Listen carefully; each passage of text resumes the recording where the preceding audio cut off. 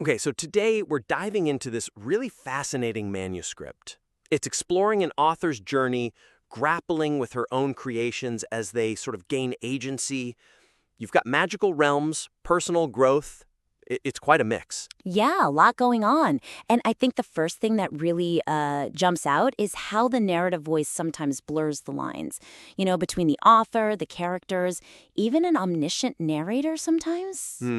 It creates this kind of ambiguity about the story's foundational reality. Exactly. I found myself wondering about that too, especially with the constant shifts in perspective. Sometimes they aren't really signaled, are they? No. 1 minute you're deep in a first-person account, maybe Lou or Rose, then it's third-person description, then suddenly this meta-commentary about the author and characters. Right. It did leave me asking, whose story is this, and what's actually real in this very layered world the author's building? Precisely. And while you can see the intent, perhaps, for a unique, layered style, that constant movement without clear signposts, well, it can pull the reader out, can it? Yeah, I think so. You end up trying to orient yourself instead of just sinking into the emotional experience. It's almost like the ground keeps shifting under your feet. Makes it hard to really commit emotionally. I completely agree. It sometimes felt less like an intentional dance between realities and maybe more like an accidental blurring. So what if we approach this by maybe establishing a clearer, more consistent narrative framework? Okay. Like deciding on a primary point of view? Maybe Rose is the only first-person narrator, or perhaps it's a consistent, omniscient third-person voice? Right. And then when you do shift perspectives, or when characters talk about being fictional, you use really distinct stylistic cues, or maybe explicit framing devices, just to give the reader that anchor point. That makes perfect sense. Yeah. It's not about getting rid of the meta stuff at all. No, not at all. It's about making it feel intentional, navigable for the reader. Like you said, sometimes we switch from Lou's inner thoughts, like I was walking with her, straight to Rose being called the authoress. Yes. And it feels like an outside voice commenting.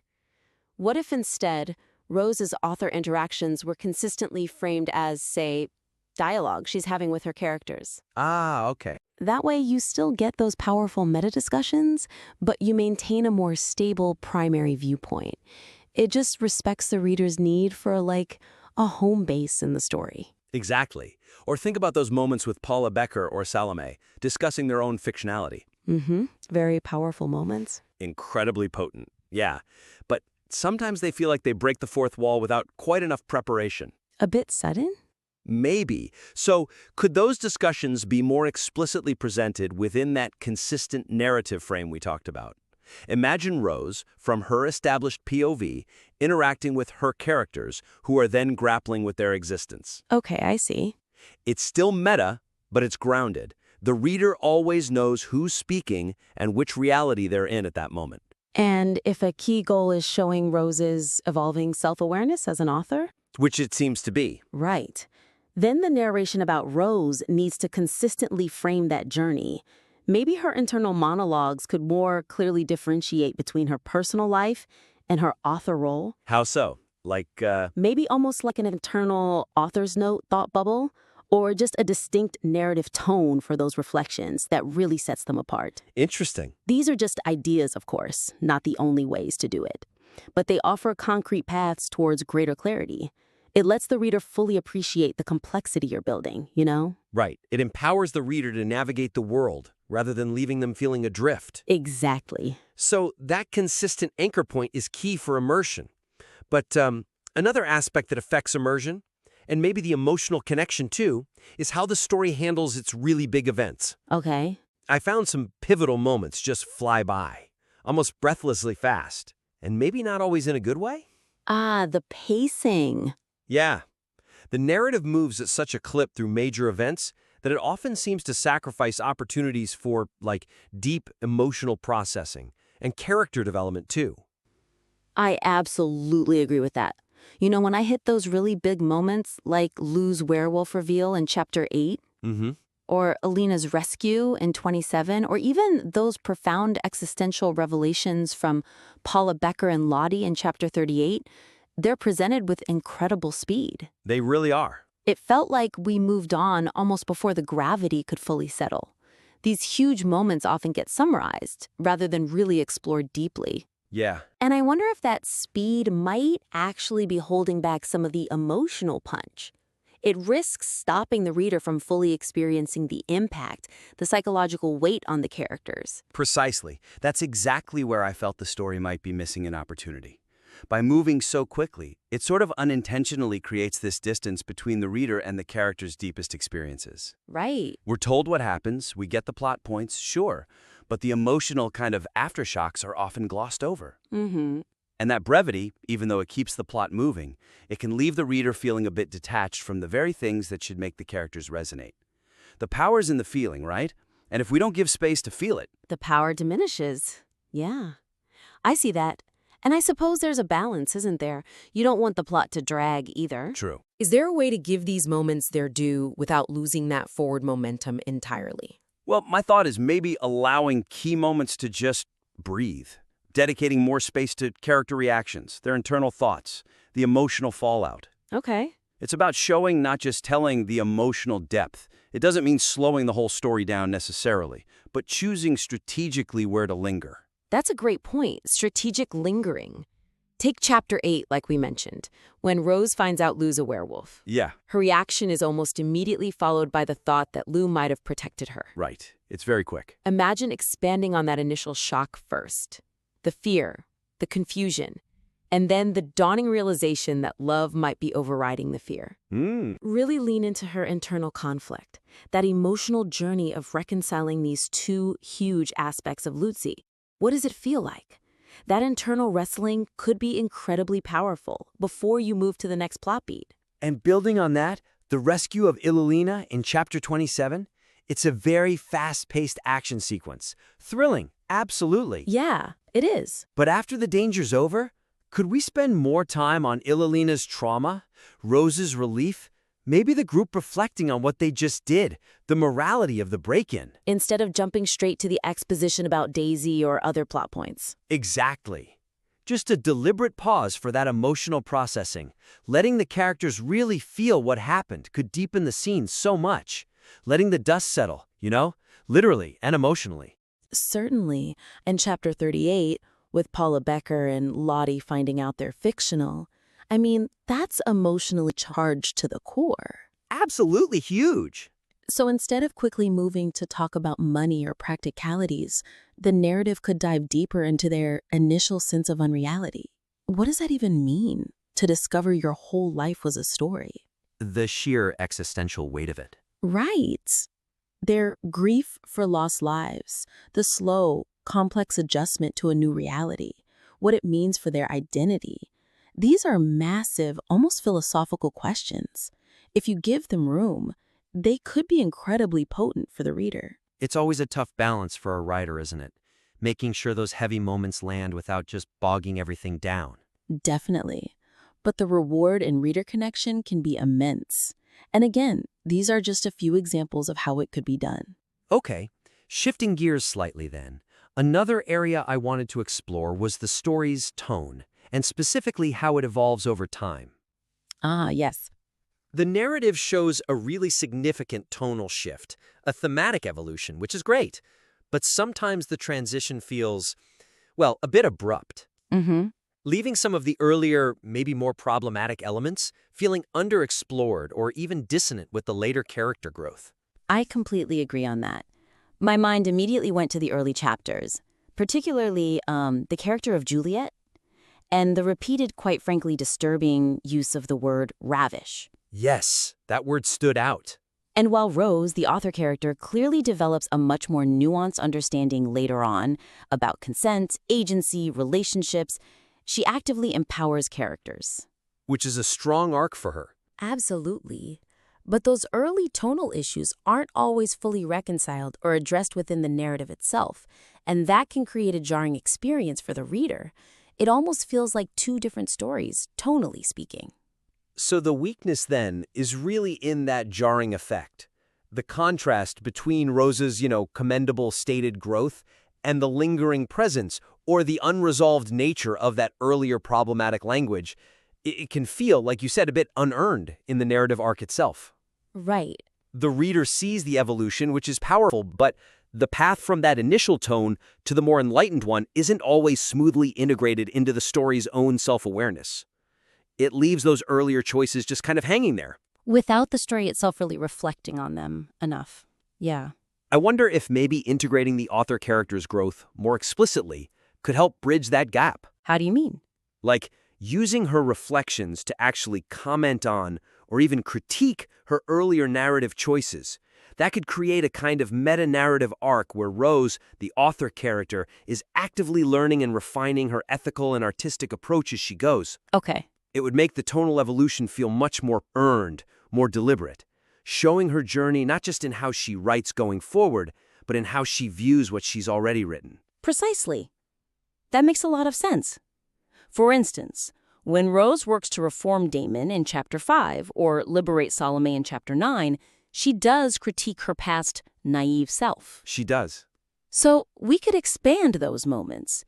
Maybe have her explicitly address how her views on ravishing or character agency have changed since those early chapters with Juliet. It could be a powerful internal monologue, maybe. Or even a direct conversation with someone like Sparky, where she genuinely acknowledges her past narrative choices and mistakes.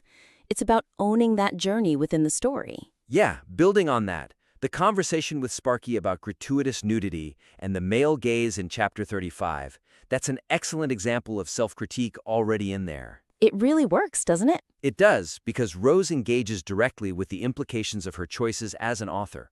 So maybe consider similar moments, where Rose acknowledges or reevaluates her own earlier decisions, explicitly bridging that gap between her initial approach and her current, more enlightened one. Creates a much stronger sense of thematic coherence that way. Shows her evolution, rather than just telling us about it. Exactly. And maybe one more concrete example, just ensuring that the word ravish is either completely phased out as Rose's perspective matures, Okay. or if it does appear later, it's intentionally used by other characters to highlight their less enlightened views. Turning it into a tool for characterization. Precisely. So Rose and the reader can clearly distinguish it from the author's evolved perspective. It demonstrates a very conscious control of language that mirrors the author's own growth. Again, just some potential ways to strengthen what's already a powerful thematic journey, make it feel really organic and authentic. Okay, great suggestions. We've definitely covered a lot today, haven't we? From really sharpening that narrative voice, Getting that clarity. to deepening the emotional moments by adjusting the pacing and ensuring the story's tone evolves intentionally, right alongside the characters. Yeah, and these suggestions clarifying the point of view, allowing more space for character reactions to land, and maybe explicitly detailing that authorial growth within the text, they're all aimed at giving readers an even more robust and engaging experience. Absolutely. It's a fantastic manuscript with so much potential. We're really excited to see how you might integrate some of this feedback. And please, feel free to submit your work again for another critique down the line. What does it truly mean to be an author, when your words don't just tell a story but, well, create a tangible world with real consequences? Welcome to the debate. Today we're exploring the deep ethical tightrope walked by authors, particularly those like our source materials Rose, a bibliomancer, someone with the power to manifest her stories into tangible reality. We're delving specifically into Chapter 39, where Rose confronts the moral implications of her narrative choices, especially when they lead to significant, even if fictional, destruction. The central question before us is this. When an author's characters possess agency and actions carry real-world consequences within a created universe, does the author's ultimate moral responsibility lie in upholding their inherent ethical code or, in allowing narrative and character authenticity to drive potentially destructive or morally ambiguous outcomes? My position is that the author's core ethical values must be the guiding principle in their creations. And I'll be arguing for embracing narrative integrity and the full spectrum of artistic exploration, even when it leads to those difficult moral outcomes. I find this to be a fascinating and deeply important question, but I definitely come at it from a different perspective. While an ethical framework is, undeniably crucial, the very essence of compelling and transformative storytelling often demands a confrontation with the full, unvarnished consequences of character agency and authors' choices. To truly explore the profound implications of an author's power, I argue that one must allow narratives to unfold without constant moral intervention, even if that leads to unsettling or tragic outcomes. It's in those moments that an author and their creations truly grow. I see your point about growth, but Rose, our bibliomancer, offers a really compelling case for prioritizing inherent ethical values. Her fundamental goodness, as Sparky observes it back in chapter 35, acts as her North Star, right? It consistently influences her creative decisions. Think back to the Monaco story.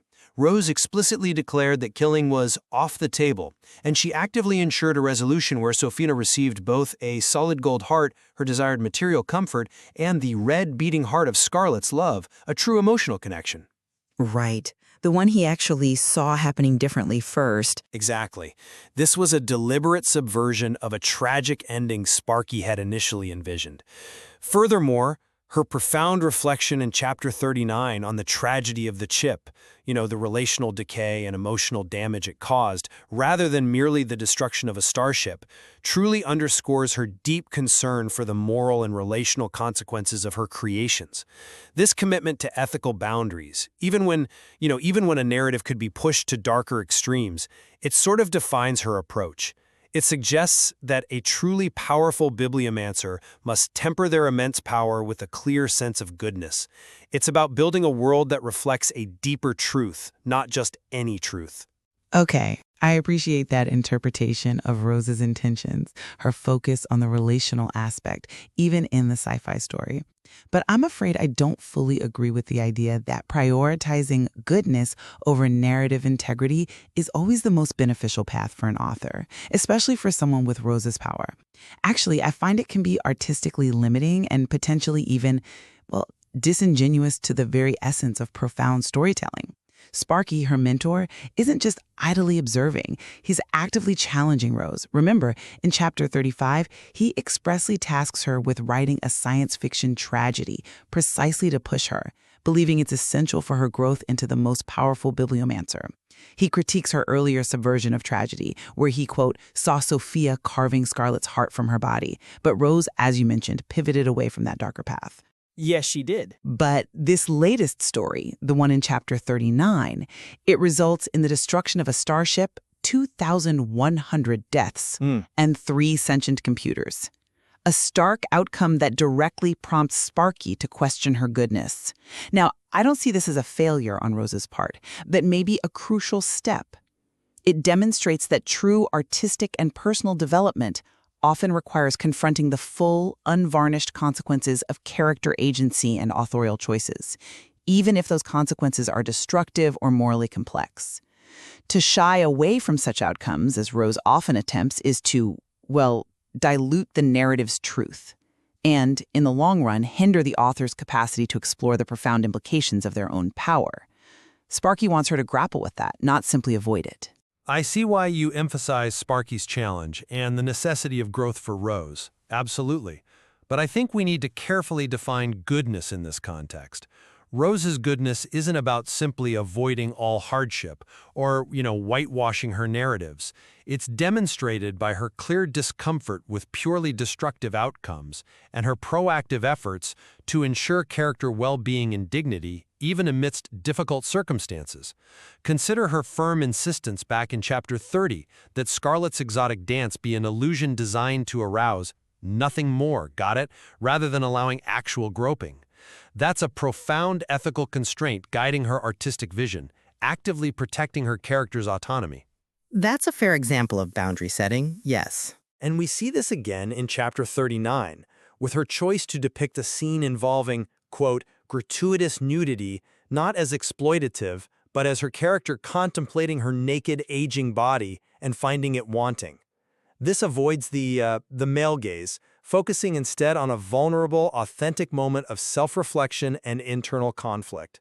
Even in the Starship tragedy, her defense points to the victim's prior abuses and the computer's complicity, indicating an attempt to provide moral context and causality, rather than simply embracing destruction as an end in itself. Her ethical compass consistently seeks to mitigate harm introduce nuance, and explore the why behind the events rather than just the shock of them.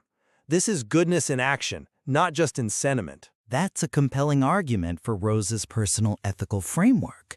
And I agree those examples show her inherent moral leanings. However, I would frame Sparky's challenge and indeed the purpose of tragedy differently.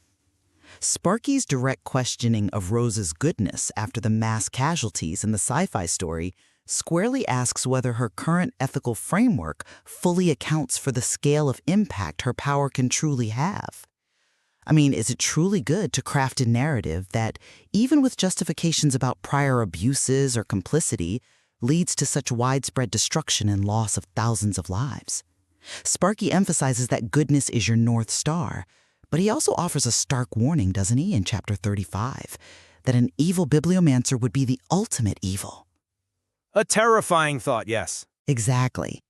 So this suggests Rose must not only be good in her personal intentions, but also understand the full scope of her power, including its potential for widespread tragic outcomes, precisely to truly stand against such evil.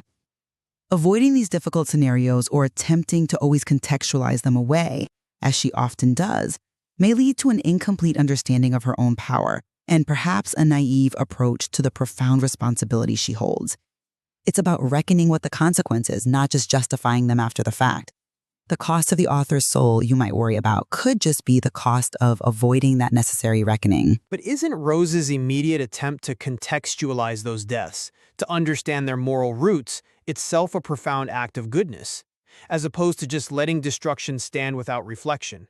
While I grasp Sparky's intention to push Rose towards growth through tragedy, I have to question whether the sheer scale of destruction inherently leads to deeper understanding, or perhaps if it's Rose's struggle with that destruction and her drive to understand its ethical implications that truly refines her ethical stance.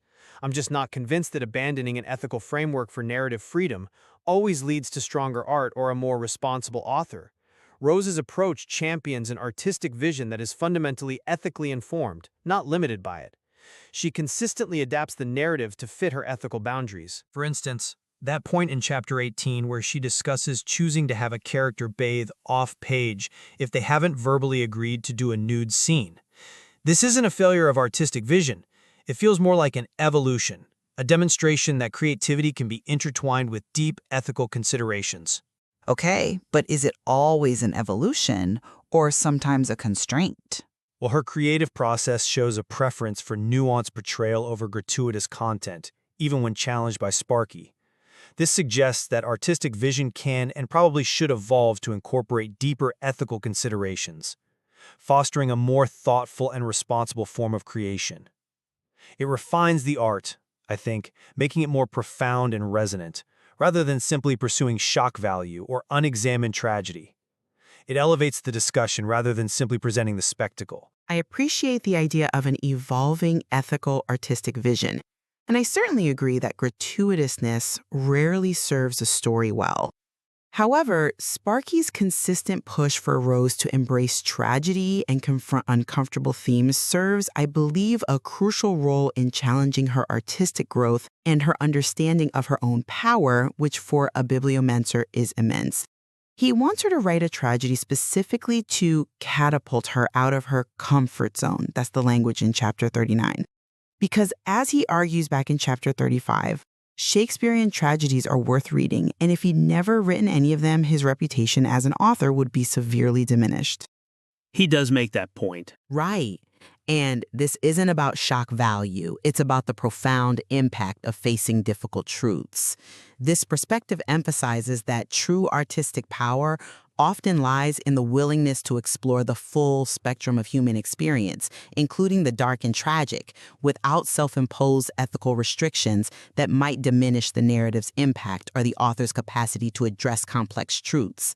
The consequences of Rose's Starship narrative, regardless of her justifications, are a direct outcome of allowing the story to unfold without her goodness overtly dictating a happy ending. Sparky seems to imply this is a necessary step for her development to confront the raw truth of creation, the good and the bad, to understand her true power and responsibility.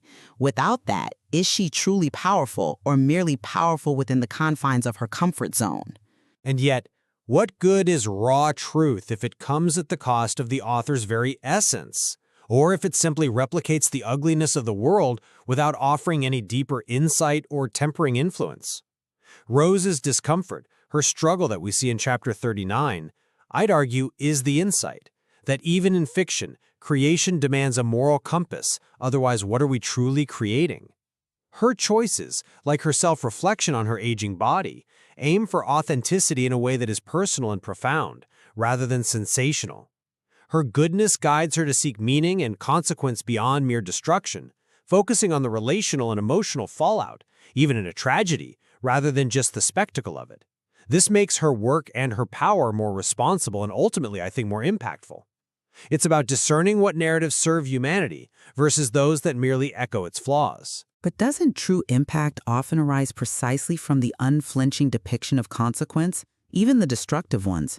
The moral complexity of Sophia's potential choices or the sheer scale of the starship's destruction forces Rose to confront the weight of her authorial decisions in a way that a preordained good ending simply wouldn't. Sparky isn't asking her to abandon her goodness, I don't think. He's pushing her to mature it, perhaps, through understanding its limits and its profound power when facing genuine darkness. The ability to create a tragedy and learn from its repercussions, to wrestle with the very soul of creation, is in itself a demonstration of an author's growth in command, not a moral failing. To truly grasp the light, sometimes you have to comprehend the shadows. So today's discussion has, I think, really illuminated the complex interplay between an author's personal ethics and the compelling demands of storytelling, particularly in a world where imagination holds such tangible power. What we've seen, I believe, is that a truly powerful author, especially one with bibliomantic capabilities like Rose, really thrives when their inherent moral compass guides their creations. It means crafting narratives that, even when they venture into darkness, ultimately elevate the human experience, fostering agency and compassion, and exploring the deeper consequences of power rather than just depicting spectacle. And conversely, I'd argue that artistic maturity and profound narrative impact often require the author to embrace the full spectrum of human experience, including tragedy and morally ambiguous outcomes, to truly test the limits of their power and understanding. This willingness to confront difficult truths is what allows an author to grow and to create truly transformative works that resonate deeply. The material, particularly our focus today on chapter 39, vividly illustrates this tension, showing Rose's struggle to reconcile her desire for goodness with the destructive potential of her narrative choices, and Sparky's relentless mentorship pushing her to confront the profound implications of her creations. Listeners are definitely left to weigh these perspectives and consider where the ultimate responsibility of creation truly lies. We've all found ourselves lost in a compelling story, haven't we? So lost sometimes that we might wonder, could the characters just step off the page? Could they, join us? Or maybe could an author's imagination actually bend reality itself? Exactly. It's a really fascinating idea, this thought that the lines between, ink and life, imagination and existence might be way more blurry than we usually think. And that's precisely the incredible landscape we're immersing ourselves in today. This deep dive, it's built from a really rich mix of personal journal entries, sharp observations. It paints this vivid picture. A picture of a world where creator and creation, magic and reality, they're beautifully and sometimes, dangerously tangled up. Exactly. And our mission, like always, is to pull out those key insights, those nuggets of knowledge about, authorial power, the nature of what we even call real, and the surprising ways a community can just form and thrive, even in the most extraordinary situations. Yeah, we're drawing from some incredible stuff here. Personal stories, really dramatic confrontations. Yeah. It promises to be quite a journey. It's going to challenge how we see things, I think. Definitely expect a few aha moments along the way.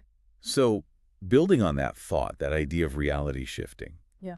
It's kind of amazing how quickly Rose's own powers, these latent abilities, start showing up, isn't it? It really is. So, okay, let's unpack this. What actually happens when the stories we tell aren't just stories anymore? When they become, in a very real sense, alive? Right. So we know Rose, she started out as this kind of struggling novelist, wrestling with writer's block, her own, romantic life complication. And that character, Juliet, The one who just wouldn't do what she was told in the manuscript. Exactly. Those early frustrations, they weren't just typical writer problems. Looking back, they were like the first small tremors before this huge earthquake. Her power, this unimaginable power, was starting to stir, and someone very close was already hinting at it quietly. And that someone is Lu.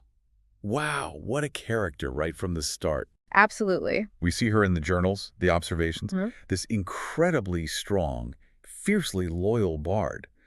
But what's so striking is her protectiveness towards Rice. It's there long before Rose has any clue about, well, anything magical. You see it in Lu's entries, right? The details. Yeah, like smelling Rose's sweet scent from miles away, leaving apples, vitamins, even throwing herself in front of a charging bear. These aren't just, nice gestures. It's more than friendship. It's guardianship. And the wolfsbane thing? Lu's allergy keeps her out of Granny's house. It seems like just a little detail at first, but it's a huge clue, isn't it? A breadcrumb hinting at this massive secret Rose hasn't figured out yet. It's actually masterful foreshadowing, really. Yeah. Lu's hidden nature as a werewolf. I mean, a creature straight out of myth living in what Rose still thinks is just normal reality. Yeah. That acts as the first real crack in Rose's perception. Lu's existence, it sort of subtly prepares us. And Rose, for a world where the fantastic isn't just real, it's woven right into daily life. It's like the foundation layer, showing the ordinary is just paper thin, maybe, hiding the magic underneath.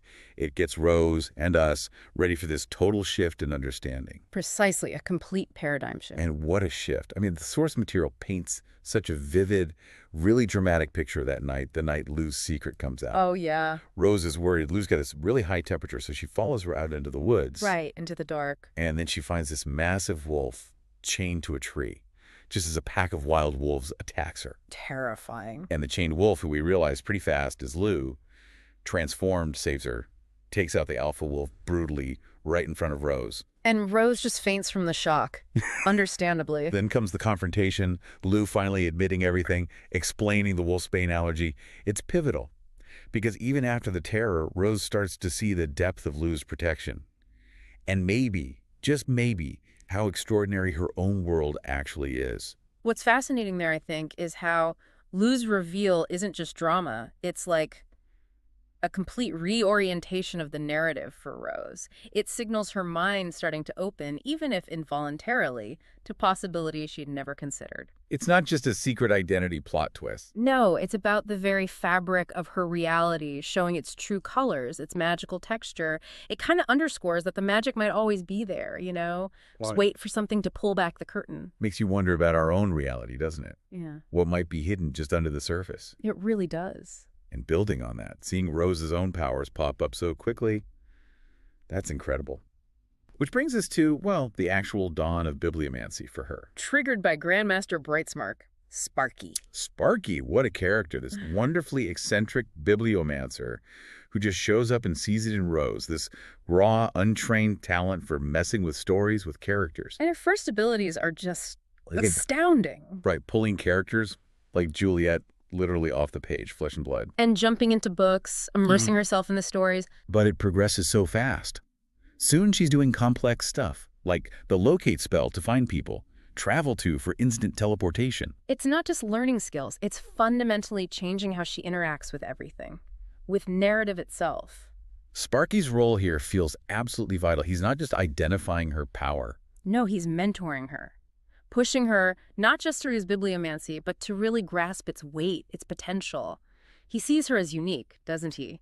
Untainted by all the politics and history weighing down the older bibliomancers. And that leads to the tower apartment. Yes. The tower. He gives it to Rose and Lu, and it's more than just a place to live. It becomes this symbol of her evolving power, a safe base to explore this new life. A space literally made of magic, designed for comfort, for nurturing her abilities. And this isn't just, flashy magic for luxury's sake. Think about it when every little daily chore is just hammocked by magic. How does that change what you focus on? That's a great point. The tower isn't just a home. It's like living proof of her power growing. And it's unconditional comfort, security for both her and Lu. Think about it. Just saying fill tub steaming water gets you a perfect bath. Dirty plates, they just vanish from the sideboard, reappear clean. All the friction of daily life just gone.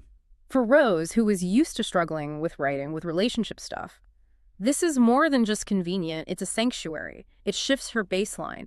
Her energy isn't tied up in the mundane anymore. So she can focus on the bigger things, the magic, her responsibility. Exactly. But it also highlights the responsibility, right? This comfort is maintained by magic. She needs to understand where it comes from, its limits. And the third floor, their personal space. It's amazing, that library annex, pulling any book from Sparky's huge collection instantly. Over 100,000 volumes, instant access to knowledge. And Lou making their bedroom look like Rose's old cottage. Yeah. That's a lovely touch. Sure. Shows that even with all this immense power, that need for familiarity, for emotional grounding, it's still there. Blurs the line between this grand, magical place and a real, intimate home. It forces Rose to think about what she wants to create, not just what she needs to manage day to day. It changes her whole idea of living. Here's where it gets really interesting. Yeah. Imagine a home where every convenience is literally a thought away, where your bathroom has magical secrets.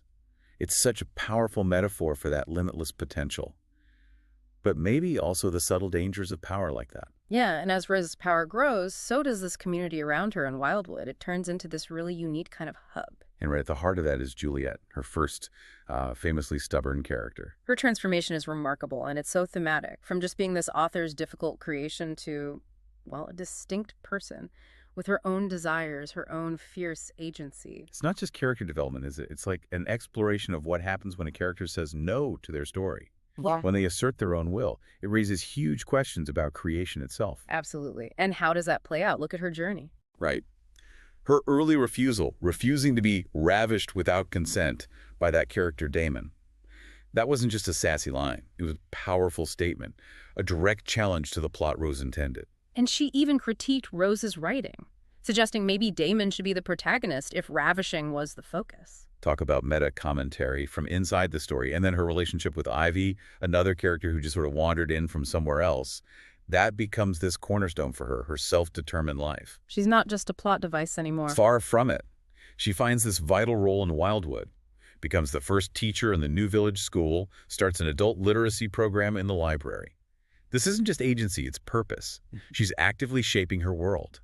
A created being becoming a creator. And that agency gets even stronger when she becomes a junior bibliomancer, right? Thanks to Sparky's wand. Yeah, she doesn't get Rose's full power set, but she gets that crucial ability to jump away from danger. Which is more than just a magic trick. It represents her ability to control her own narrative now, to escape dangers that might have been unavoidable plot points before. It solidifies her independence, makes her an active protector, not just someone things happen to. It's a character literally rewriting her own escape routes. A powerful statement about autonomy. Okay, next up, Mad Maggie's Magical Bakery, which is so much more than just a bakery, isn't it? It feels like the heart of the community. It really does. Run by Lily, this wonderfully generous baker, and the magic she uses. It's for providing free food to the poor. Delicious food, but magically inert. So it's safe for everyone. That's crucial. It's not just a business. It's like a magical social safety net. If we connect this to the bigger picture, yeah, it's a profound demonstration of the practical, benevolent side of magic in this world, and it shows how community-focused magic can work. The ingredients might be magical sometimes, but the final product is safe, accessible, nourishing for everyone. And the bakery runs on abundance, doesn't it? Nothing rots. Non-magical ingredients are always available. It's sustainable. It's this magical economy of compassion. It shows how magic, used generously, can address basic human needs in ways maybe our systems don't always manage. It's like magical philanthropy. And this is where Salome comes in. Her journey is so powerful. It speaks volumes about the healing power of this community. She starts off so traumatized, doesn't she? Former preacher's daughter, carrying a lot of pain. But she finds purpose, finds healing as Lily's apprentice. It's a story of resilience, going from victim to, well, an empowered artisan. And she develops this amazing innate knack for identifying magical ingredients. Yeah, even spotting that wandering time that literally tries to get away from her. She meticulously learns the craft, distinguishing real ingredients from dangerous lookalikes, shows a real talent. And when she bakes her first batch of portal muffins, it's more than just baking, isn't it? It marks this huge step for her. Symbolizes her growing ability to create, to contribute, turning her trauma into skills that help others. And the community keeps growing into really unexpected places, like the library, which, well, it has some very unique residents. Starting with Doug. Not your average librarian. Definitely not. He's the ancient spirit of Zenodotus of Ephesus, the original librarian of Alexandria. Now, living as a talking mirror? Yeah. Serving Rose? He's, what, 2,500 years old? A living, mirrored library of knowledge. And despite being a bit snarky at first. A bit. Okay, yeah, more than a bit. But he becomes absolutely essential and surprisingly endearing, part of the Wildwood family. His existence bridges millennia of human thought with this current magical reality. And then there's Daisy, the library ghost. Ah, Daisy. Initially, she's just lonely, right? Acting out. Throwing romance novels at guys, pinching bottoms, because she's lonely and sees all the exciting stuff happening in the cooking section. Which just fueled her desire for interaction, poor thing. But Doug and Rose figure it out. Binding her to that small bone fragment lets her leave the library. Gives her freedom, the chance to interact. Which leads to this really sweet, if totally bizarre, romance between the ancient mirror librarian and the mischievous ghost. So what does this all mean? I mean, who would have thought? An ancient librarian spirit in a mirror, a ghost who likes throwing books, finding love. It's like a cosmic meet-cute. It really is. And it highlights something profound, doesn't it? That yearning for connection. It exists no matter what form you take. Ancient spirit, ghost, whatever. Daisy's mischief was just a cry for help. For belonging. Exactly, a desperate attempt to engage. And Doug, with all his historical knowledge, finds this new personal purpose in helping her connect. Their bond, made possible by Rose's magic, it's a symbol of second chances. Finding companionship in the weirdest places shows how community just happens in unique ways. It makes you wonder what other unlikely couples are out there, right? Just needing the right circumstances. It really does. The community also welcomes people from other stories, basically, bringing new perspectives, new purposes into Wildwood, like Paula Becker. Right, the spy from another author's book. She arrives facing this huge identity crisis after finding out she's fictional. Imagine dealing with that. The idea that your whole life was just written. She struggles with it, obviously, but the community supports her. She accepts it, finds new purpose. Becomes really capable, too. Offers to use her spy skills to break into that school when they need it. Shows her resilience. And then there's Ruby and Opal. Ruby works for Artec Magical. That company specializing in magical tech. Yeah. She shows up with her sister, Opal, who's full-blooded fae. And Opal is really sick. And Ruby's on the run, isn't she? Fleeing Fae Law. Because Fae Law says full-blooded kids need 10 years of magic training starting at age 10. And Opal's 11. So she's a target, raises questions about control, forced identity. Immediately. And Rose steps in, takes him to the tower for safety. We learn Opal's rainbow hair marks her pure Fae lineage, makes her vulnerable. The care they get in the tower, the Dr. Denton's medical help, even using that animated Hobbit movie for comfort. It just shows the compassion, the resourcefulness of this community. Shows how even mundane things from our world, like a movie, can be repurposed for real healing in a magical context. Okay, so as Rose's power and her community grow, they obviously face bigger challenges, things that really test her moral compass, her principles for using bibliomancy. And one of the biggest moral tests comes with that incel author incident. It's pretty grim. Yeah. Rose and Paula confront this guy, this suit guy, an author who got bibliomancy powers from Australian.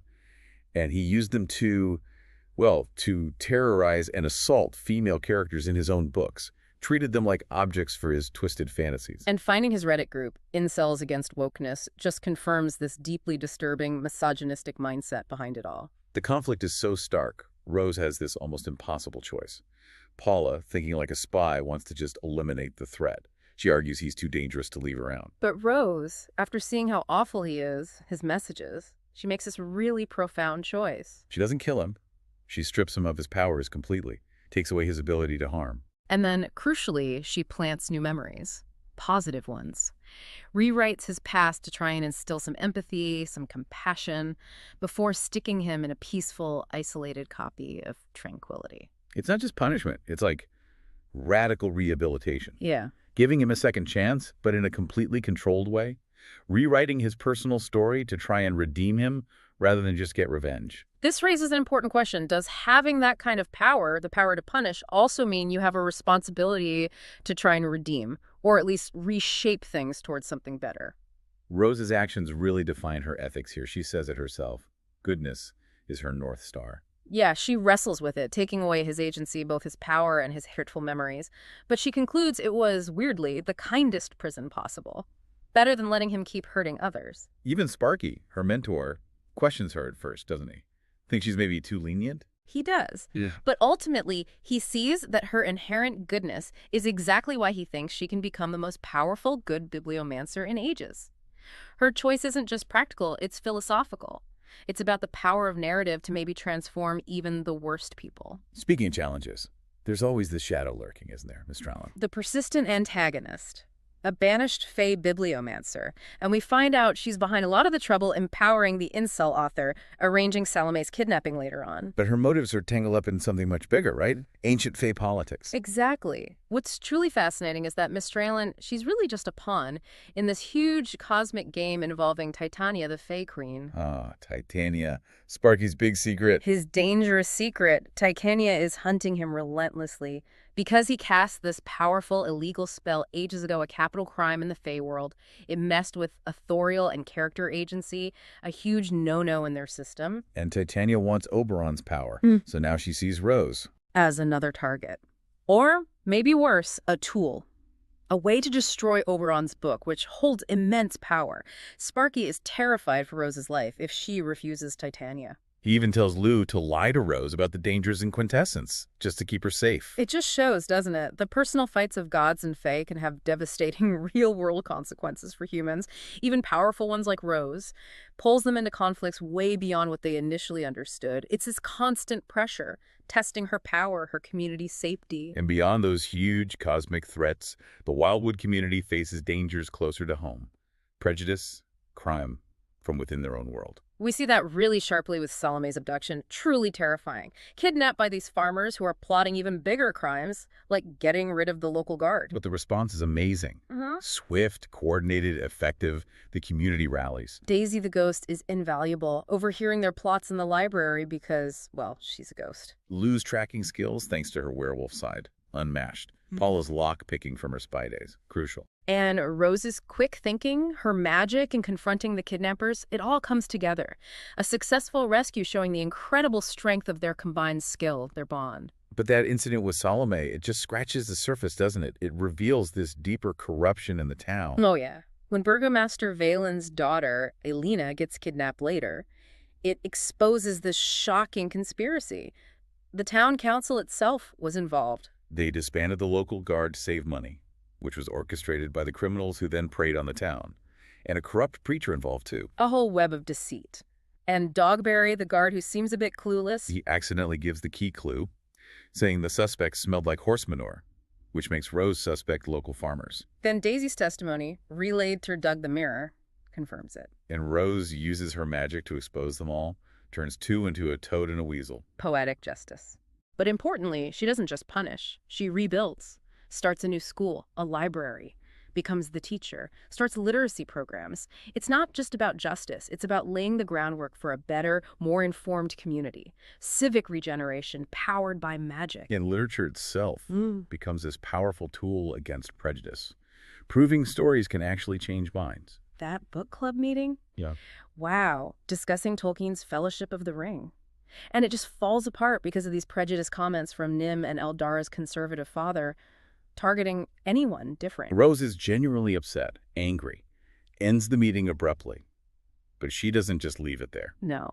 She knows stopping the talk isn't enough. She tasks Doug make copies of the Diary of Anne Frank for everyone in the club. What's fascinating here is how one single book, shared at just the right time, can challenge prejudices that are really deep-seated and start this path towards healing, towards understanding. Reading Anne Frank isn't just homework. It's this immersive, empathetic experience, and it causes this huge shift for Nim and Eldara. They come back, humbled, apologizing to Rose, saying the book forced them to see past the hate they were taught. And they commit to overcoming their biases. It proves stories can change hearts, build empathy, break down ignorance. It's a powerful example of narrative as a tool for social change, personal growth. Knowledge, when you really feel it, can be such a force for good. This whole deep dive, it really makes you think about some deep philosophical stuff, doesn't it? About reality, agency. Absolutely. For characters like Paula Becker, finding out she's fictional, that triggers this massive existential crisis. Understandably, her initial disbelief, wrestling with the idea her whole life, her memories just written by someone else. But with the community's support, her own resilience, she eventually accepts it, finds new purpose. And she even points out the irony, right? That non-fictional people in her original world have all sorts of crazy ideas about existence anyway. Which offers this strange kind of comfort, maybe. A way to make sense of her own unique reality. And Lottie, too. Pulled from Earth into Wildwood. Grappling with her son maybe being fictional, her past trauma with an abusive ex. But she finds comfort too, doesn't she? In the mysterious woman who brought her there. She slowly adapts, finds new romance even, shows how adaptable humans are, finding solace even when reality shifts underfoot. And then you have characters like McCracken, the visiting detective. He finds a weird sort of peace in knowing he's fictional. He contrasts it with our world's conflicting theories, evolution, creationism. For him, having a known author, even if it's someone named Talbert, offers clarity. A structure, it might be written, but at least it's understood. Suggests that for some, maybe a defined reality, even an authored one, feels better than an ambiguous, unexplained one. So what does this all mean? It really pushes us to rethink what real even means, how our understanding of reality shapes who we are, our purpose. Maybe the line between fictional and non-fictional isn't about some absolute truth. Maybe it's more about perspective, the stories we believe, the frameworks we use to make sense of it all. If your experiences feel real, does their origin matter as much as their impact? It's a huge question. Which leads us right into Rose's evolving artistic ethos. That's central to her development. Sparky's teaching isn't just about raw power. No, it's about channeling that power with goodness as her guide, her North Star. Sparky is determined to make her the most powerful, good bibliomancer in millennia. He even calls her his redemption story, right? After his own past mistakes with power. His lessons are as much about morals as magic, the ethics of having that much creative control. And he doesn't go easy on her, that assignment. Wow. Write a tragedy and don't fix the ending. That goes against her nature, doesn't it? Her instinct to make things right, make them happy. Sparky envisions this brutal scene, Sophia carving Scarlett's heart, only to find it's cold gold, meaning she killed a good person for nothing. And Rose resists. She thinks Sparky's pushing for gratuitous nudity, the male gaze, applying her own critiques of narrative tropes. She tries to cheat, find a happier way out. But Sparky insists. She has to face the raw impact of stories, even the painful ones. To understand her full power, her artistic vision, he's pushing her beyond her comfort zone, beyond her personal taste. It's about artistic integrity, facing hard truths in storytelling. And this tragic assignment introduces Sophia and Scarlett. Fascinating characters. Sophia, the Romani cat burglar, desperately wants a mansion, material wealth, security. And Scarlett, wealthy exotic dancer, VR star, who fulfills desires, not just hers, but her clients, through this advanced tech. Their core conflict is almost allegorical, the choice for Sophia. A cold gold heart, wealth, ambition, or a red beating heart, love, connection with Scarlett. A classic dilemma, but with these modern twists. But the story goes even deeper. It becomes this commentary on society woven into Scarlett's VR chip. Yeah, that chip isn't just tech. It fulfills every desire, creates simulated perfection. Sounds great at first, maybe. But the source material shows it eroding real human connection, making actual relationships seem messy, unnecessary. Leads to plummeting birth rates in that world. People find simulated satisfaction better than the complexities of family, social bonds. The chip replaces real connection with manufactured instant perfection, creates this isolated, self-absorbed society. If we connect this to the bigger picture, Wow. it's not just about love or greed, it's a huge cautionary tale about technology isolating us, replacing real, messy connection with fake, perfect desire. Highlights how unchecked tech, chasing instant gratification, can change human nature, unravel society, leading to really tragic outcomes. It asks, what do we really value? Convenience, pleasure, or genuine connection, the hard work of real relationships. It's a powerful meta-commentary on the stories technology writes for us, the worlds we build chasing comfort over connection. Okay, so despite all these challenges, these huge philosophical questions, the Wildwood community keeps growing, getting stronger, fostering new projects that really show their spirit. Yeah, new things are blossoming, like the amateur theater group, started by Bethany White, or Beth. And Salami joins, Paula, Doug, Daisy, even Lou eventually. They start planning their first show, A Christmas Carol, for the Sam Hain party at the library. It's more than just fun, isn't it? It's creative collaboration, shared purpose, a collective story bringing everyone even closer. It symbolizes that healing power of shared creativity, building bonds through art. And the world sees new tech, too, for authors, thanks to Ruby and Artech Magical. They bring some game-changing stuff, especially that magical paper automatically saves copies of everything written to a secure archive on the moon. That's revolutionary. Imagine never losing your work again. No more lost manuscripts to computer crashes. And it allows instant communication between paired sheets. Transforms collaboration. Long-distance writing becomes easy. It's tech that respects and helps the creative process, removes frustrations. Here's where it gets really interesting. They also introduced the type maker. This machine, it helps writers rearrange sentences for impact, generates options. And it can create detailed character portraits just from text descriptions. Instant visual feedback on how readers might see a character before any art is even done. But it's not all positive innovation, is it? Our tech also has that controversial lust machine for romance writers. Ah, yes. Lets writers physically feel the emotions, the sensations they're writing about. Hyper-immersive. It's a bestseller, apparently, but also widely seen as dangerous. It can subtly change a writer's style, their genre, even their real-life relationships.